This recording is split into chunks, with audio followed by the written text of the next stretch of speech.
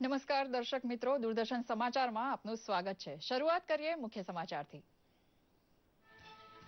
એનડીએના રાષ્ટ્રપતિ પદના ઉમેદવાર બિહારના રાજ્યપાલ રામનાથ કોવિંદને બીએસપી, સીઆરએસ, બીજેડી સહિત સંખ્યાબંધ પક્ષોનું સમર્થન। કોંગ્રેસે ગુરુવારે લેશે નિર્ણય।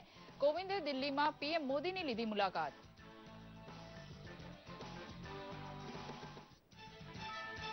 આદિજાતિ પ્રજાજનોને વિકસવાનો પૂરતો અવસર મળે તે માટે મોદી સરકારે અનેક યોજનાઓ અમલમાં મૂકી હોવાનું જણાવતા કેન્દ્રીય આદિજાતિ વિકાસ મંત્રી જુએલ ઓરામ ગઈકાલે વલસાડ બાદ ડાંગના આહવા ખાતે સૌનો સાથ સૌનો વિકાસ સંમેલનની કરી અધ્યક્ષતા। પ્રધાનમંત્રી નરેન્દ્ર મોદી 29 જૂને રાજકોટ નજીક નર્મદા નીરના કરશે વધામણા। ત્રંબા ત્રિવેણી સંગમ ખાતે નર્મદાના નીર પહોંચ્યા। મચ્છુથી ત્રંબા સુધીના 30 કિલોમીટરની પાઇપલાઇન મારફત પાણી પહોંચતા સ્થાનિકો ખુશ। કિડની અને લીવર ટ્રાન્સપ્લાન્ટના દર્દીને હેલિકોપ્ટર ભાડે કરવા માટેનો 50% ખર્ચ ભોગવશે રાજ્ય સરકાર। આરોગ્ય રાજ્યમંત્રી શંકરભાઈ ચૌધરીએ કરી જાહેરાત। અમદાવાદની કિડની હોસ્પિટલમાં ટ્રાન્સપ્લાન્ટ ગૌરવ ઉત્સવની ઉજવણી।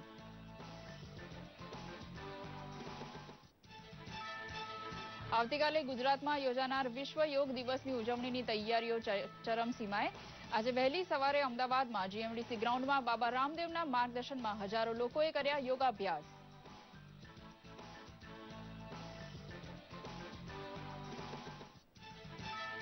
અમદાવાદમાં યોગના 20 જેટલા વિશ્વ વિક્રમોની સર્જાશે હારમાળા। સૌથી વધુ લોકો દ્વારા યોગ, સતત 51 કલાક યોગ, સતત 3100 વાર સૂર્ય નમસ્કાર જેવા અનેક વિક્રમોની જાત ચકાસણી માટે ગિનીઝ અને ગોલ્ડન બુક ઓફ વર્લ્ડ રેકોર્ડના અધિકારીઓના અમદાવાદમાં ધામા। સમાચાર વિગતવાર જોઈએ। એનડીએ તરફથી દેશના સર્વોચ્ચ પદ રાષ્ટ્રપતિ માટે રામનાથ કોવિંદને ઉમેદવાર તરીકે જાહેર કરાયા છે। રાજકારણ સિવાય વકીલાત પણ કરી ચૂકેલા બિહારના રાજ્યપાલ દેશના ભાવિ રાષ્ટ્રપતિ બની શકે છે। ભાજપના રાષ્ટ્રીય અધ્યક્ષ અમિત શાહે આશા વ્યક્ત કરી છે કે તમામ પક્ષ એનડીએના ઉમેદવારનું સમર્થન કરશે। કોવિંદને અત્યાર સુધી માયાવતી, ટીઆરએસ, બીજેડી, જગન રેડ્ડી સહિત અનેક પક્ષોનું સમર્થન મળ્યું છે। કોંગ્રેસ આ અંગે ગુરુવારે નિર્ણય લેશે। 71 વર્ષીય કોવિંદ 2 વખત રાજ્યસભામાં ભાજપનું પ્રતિનિધિત્વ કરી ચૂક્યા છે। આ પદ માટે 23 જૂને નામાંકન થવાની સંભાવના છે। કોવિંદે સોમવારે મોડી સાંજે દિલ્હીમાં પ્રધાનમંત્રી નરેન્દ્ર મોદી સાથે મુલાકાત કરી હતી। પ્રધાનમંત્રીએ આશા વ્યક્ત કરી છે કે રામનાથ કોવિંદ અસાધારણ રાષ્ટ્રપતિ સાબિત થશે। તેઓ ગરીબ, દલિત અને વંચિત વર્ગો માટે મક્કમ અવાજ ઉઠાવતા રહેશે। એનડીએ તરફથી રામનાથ કોવિંદને રાષ્ટ્રપતિ પદના ઉમેદવાર જાહેર કરતા સમગ્ર દેશમાં ઉત્સાહનો માહોલ છે। ત્યારે જામનગર સહિત સૌરાષ્ટ્રમાં અને રાજ્યમાં પ્રદેશ ભાજપ તેમજ કોળી સમાજે ઉજવણી કરી હતી। સાથે જ દેશમાં દલિત સમાજના પ્રતિનિધિત્વને નવી ઓળખ મળવાની પણ આશા વ્યક્ત કરાઈ હતી। ગત સપ્તાહે જ ગોંડલ સહિત શહેરોમાં બિહારના રાજ્યપાલ રામનાથ કોવિંદના સન્માન સમારોહ યોજાયા હતા। ત્યારે તેમને રાષ્ટ્રપતિ પદના ઉમેદવાર જાહેર કરતા કોળી સમાજ ઉપરાંત જામનગર ભાજપાના આગેવાનો અને કાર્યકરોએ પ્રધાનમંત્રી અને કેન્દ્ર સરકાર પ્રત્યે આભારની લાગણી વ્યક્ત કરી હતી।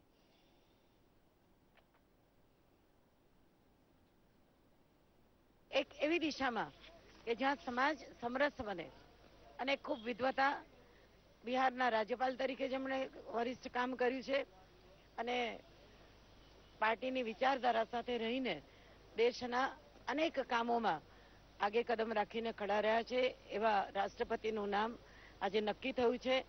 જામનગર શહેરના સૌ આગેવાનો અને સમાજના આગેવાનો, જિલ્લાના આગેવાનો પણ અહીંયા ઉપસ્થિત છે। સૌ વતી હું ફરીથી અભિનંદન આપું છું। ડાંગ જિલ્લાના આહવા ખાતે સૌનો સાથ સૌનો વિકાસ કાર્યક્રમ અંતર્ગત કેન્દ્ર સરકારના આદિજાતિ વિકાસ મંત્રી જુએલ ઓરામ ઉપસ્થિત રહ્યા હતા। તેમણે જણાવ્યું હતું કે દેશમાં સમસ્ત આદિજાતિ સમાજના સર્વાંગી વિકાસ માટે પ્રધાનમંત્રી મોદીએ પ્રતિબદ્ધતા વ્યક્ત કરી છે। તેમજ 3 વર્ષના શાસનકાળમાં પ્રજા કલ્યાણ માટે અમલી બનાવવામાં આવેલી જુદી જુદી 92 યોજનાઓ અંતર્ગત થયેલી કામગીરીની માહિતી પણ આપી હતી।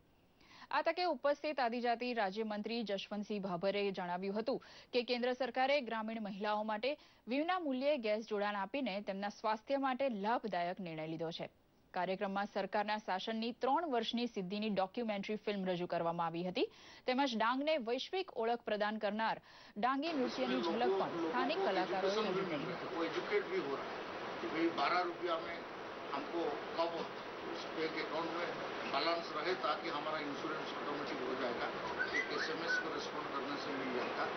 हम गैस कैसे मिलेगा, हम प्रधानमंत्री आवास योजना में कितना पैसा मिलेगा, ये सब के बारे में भी जानकारी उसमें हो रहा है। हम भीम ऐप का जरिए कैशलेस ट्रांजैक्शन या लेस कैश ट्रांजैक्शन का बारे में भी हम करवाते हैं। રાજકોટવાસીઓ માટે ગઈકાલે સોનાનો સૂરજ ઉગ્યો હતો। સરકારની સૌની યોજના થકી હવે રાજકોટવાસી પાણીથી તરબતર થશે। સરકારની મહત્વાકાંક્ષી 500 કરોડની યોજના થકી નર્મદાથી મચ્છુ અને મચ્છુથી આજી ડેમ સુધી પાણી પહોંચાડવાનો શુભારંભ થઈ ચૂક્યો છે, જેનો અદ્ભુત નજારો નિહાળવા માટે લોકોના ટોળે ટોળા ઉમટ્યા હતા। આ નીરના વધામણા કરવા વડાપ્રધાન 29 જૂને ખુદ રાજકોટના આંગણે આવવાના હોઈ રાજકોટવાસીઓમાં અનેરો થનગનાટ જોવા મળ્યો હતો। નર્મદા મૈયાના નીરનો ધસમસતો પ્રવાહ રાજકોટ આવી પહોંચ્યો છે। સૌની યોજના અંતર્ગત કરોડોના ખર્ચે નર્મદાનું પાણી પાઇપલાઇન મારફત રાજકોટના આજી ડેમ ખાતે પહોંચાડવામાં આવી રહ્યું છે। પ્રધાનમંત્રી નરેન્દ્ર મોદી 29મી જૂને નર્મદાના નીરના વધામણા કરાવવાના છે। એ ત્રંબા ગામે નર્મદાના નીર આવી પહોંચ્યા હતા।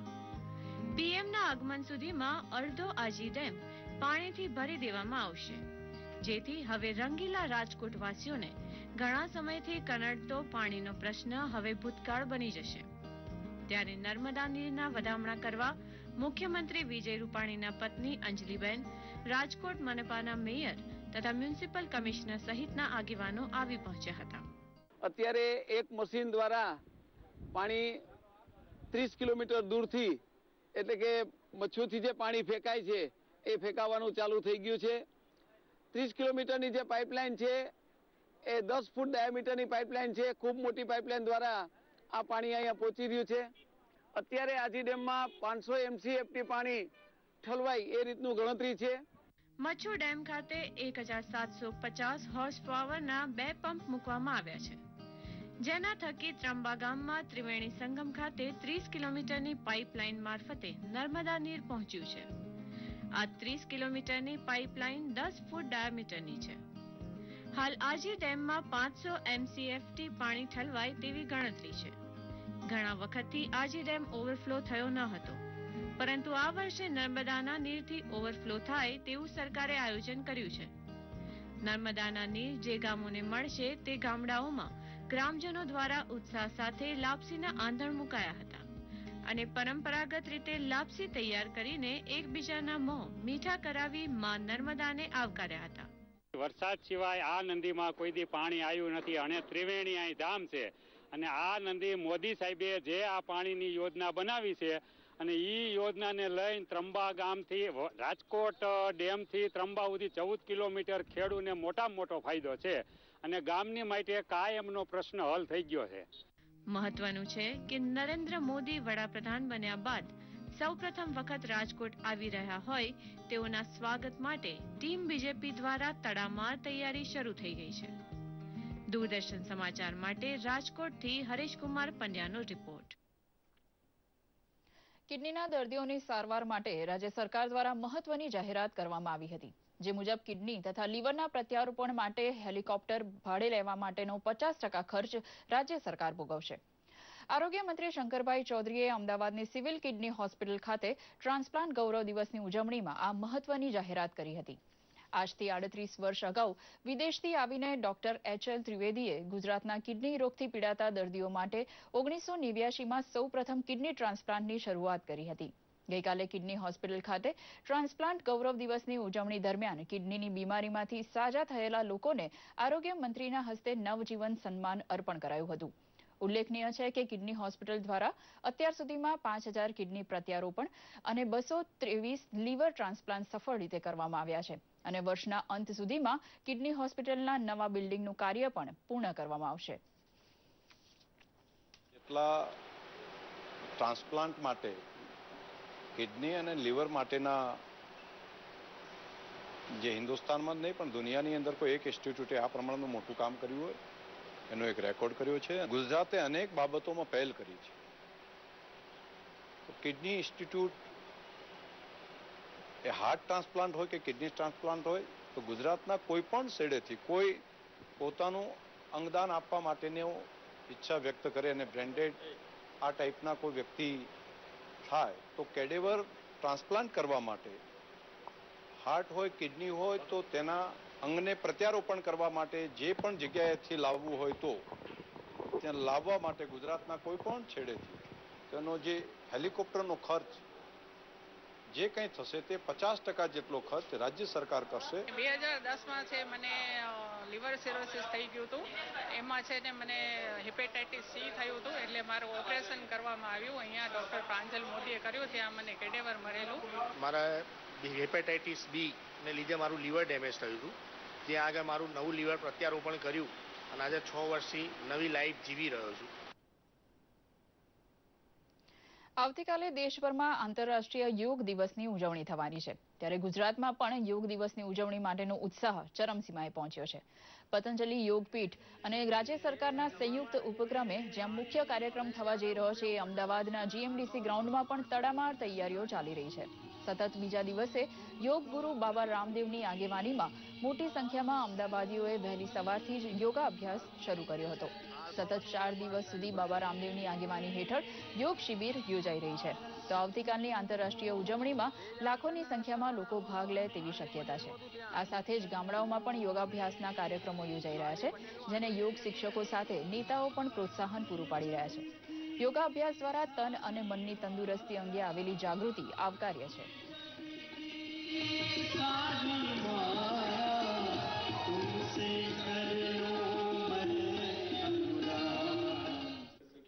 જીવનની અંદર શાંતિ હોવી અનિવાર્ય છે. સમગ્ર વિશ્વની અંદર જ્યારે અશાંતિનો માહોલ છે, જ્યાં દેખીતી શાંતિ છે ત્યાં લોકોના મન અશાંત છે. આપણી આ ભારતીય પરંપરા અને સંસ્કૃતિ અને ઋષિ મુનિઓની આ ખોજ આ દેશને સર્વશ્રેષ્ઠ મનને શાંત રાખવા માટેનો એક મંત્ર યોગ આપેલો છે. આપના સૌના માધ્યમથી સમગ્ર ગુજરાતીઓ આવતીકાલે આ પ્રસંગે ઉમટી પડે એવી આશા સાથે વિરમું છું. આવતીકાલના આંતરરાષ્ટ્રીય યોગ દિવસ નિમિત્તે અમદાવાદમાં યોજાનાર રાજ્યના મુખ્ય કાર્યક્રમમાં વિશ્વ વિક્રમોની હારમાળા સર્જાવા જઈ રહી છે.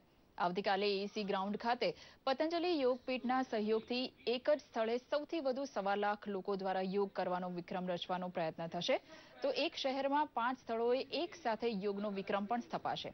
આ ઉપરાંત વ્યક્તિગત વિશ્વ વિક્રમ હેઠળ યોગાભ્યાસી મહેશ યોગીએ સતત 51 કલાક યોગ કરવાનો વિશ્વ વિક્રમ સ્થાપવા ગઈકાલથી યોગ શરૂ કરી દીધા છે, જે આવતીકાલે પૂર્ણ થશે. એ જ રીતે પતંજલિ યોગ શિક્ષક પંકજ સતત 3100 વાર સૂર્ય નમસ્કાર કરી વિક્રમ સ્થાપશે. આ ઉપરાંત પણ સૌથી વધુ સમય શીર્ષાસન, નવલી ક્રિયા, પુશઅપ્સ, શીર્ષ પદ્માસન જેવા અનેક રેકોર્ડ માટે પ્રયત્નો થઈ રહ્યા છે, જેની ચકાસણી માટે ગિનીઝ અને ગોલ્ડન બુક ઓફ વર્લ્ડ રેકોર્ડના અધિકારીઓએ અમદાવાદમાં ધાવા નાખ્યા છે. संयुक्त तत्वाधान में जो कार्यक्रम यहाँ पर किया जा रहा है, इसमें काफ़ी सारे विश्व रिकॉर्ड बन रहे हैं. Golden book of world records के रिप्रेजेंटेटिव ग्रुप में मैं और आलोक सर यहाँ पर हम लोग सारे प्रोग्राम के ऊपर नज़र रख रहे हैं. सबसे लंबे समय तक योग मैराथन करने का जो रिकॉर्ड यहाँ पर ऑलरेडी शुरू हो चुका है कल से, और लगभग पूरे 24 घंटे से अधिक हो चुके हैं. उसमें ये 48 घंटे नहीं बल्कि 51 आवर्स तक योग करने वाले हैं. लॉन्गेस्ट सूर्य नमस्कार मैराथन पंकज हैं, वो इस रिकॉर्ड का अटेम्प्ट करने वाले. इसी तरह से कुछ और विश्व रिकॉर्ड हैं, पुशअप के हैं, सूर्य नमस्कार के हैं, शीर्षासन के हैं. इस कुल मिला के पतंजलि योगपीठ के 20 कार्यकर्ताओं द्वारा 20 world record golden book of world records में बनाए जा रहे हैं. અમદાવાદ શહેરમાં પરંપરાગત રીતે નીકળતી ભગવાન જગન્નાથની રથયાત્રાની તૈયારીઓને જગન્નાથ મંદિર દ્વારા આખરી ઓપ અપાઈ રહ્યો છે. ત્યારે શહેરીજનો માટે ખાસ આકર્ષણ જગાડે એવા અંગ કસરતના દાવ, લાઠી દાવ, મોટરસાયકલ કરતબ વગેરેની સખત તાલીમ લઈ નિષ્ણાત ભાવિકો તેમના કરતબો બતાવવા થનગની રહ્યા છે. અખાડાના ઉસ્તાદ પ્રવીણભાઈના જણાવ્યા પ્રમાણે તેઓના આ અખાડામાં 50 થી 100 યુવાનો ભાગ લઈ સતત 1 મહિનાની પ્રેક્ટિસ કરી રથયાત્રામાં જોડાય છે અને તેમના કરતબો ભગવાન જગન્નાથજીના સાનિધ્યમાં પ્રદર્શિત કરે છે. આ ભક્તજનો લાઠી દાવ, મલખમ, અંગ કસરતના દાવ, મોટરસાયકલના કરતબો કરી ભગવાન જગન્નાથને રીઝવે છે. ગરીબ વર્ગના હોય છે, પોતાનો ટાઈમ ફાળવીને રાતના 9 વાગ્યાથી રાતના 11 વાગે પ્રેક્ટિસ કરવા રોજ આવે છે અને પોતાનો સારો પરફોર્મન્સ બતાવે છે. નગરજનો તરફથી બી સારો અમને પ્રતિસાદ મળે છે. જેમ કે અમુક વિસ્તાર આવતા અમને ઘણી પરેશાની થાય છે એની પર કે એમને ચારે બાજુથી ઘેરી અને કે અહીંયા દાવ બતાવો, અહીંયા દાવ બતાવો, ઉપર કે પાક નાખતા હોય, કાંકરી નાખતા હોય અથવા પાણીના પાઉચ ફેંકતા હોય. એ મારી નમ્ર વિનંતી છે કે આ વખતે આવો અસીલ પ્રયોગ ન કરે. ખાડામાં હું લાકડી દાવ, પટ્ટા વડે લીંબુ કાપું, બટાકું કાપું, ખીલાના પાટિયા પર સૂઈને પથ્થર તોડાવો 50 કિલોનો, બાઇકની જમ્પ અમે સૂઈ છે તેના પર બાઇકની જમ્પ મરાવવાની, સળગતી રિંગમાંથી હું જમ્પ મારું છું. છેલ્લા 20 વર્ષથી હું આ બધા કરતબ કરું છું, જેના પર અમને શ્રી ભગવાન જગન્નાથજીના આશીર્વાદ છે અને આજ સુધી અમને કોઈ એવી મોટી જાનહાનિ થઈ નથી. અને અમે જ્યારે રથયાત્રા આવે છે એને 1 મહિના પહેલા અમે રોજ રાત્રે પ્રેક્ટિસ શરૂ કરી દઈએ છીએ. આ સાથે જ આ સમાચાર અહીં સમાપ્ત કરે છે. નમસ્કાર.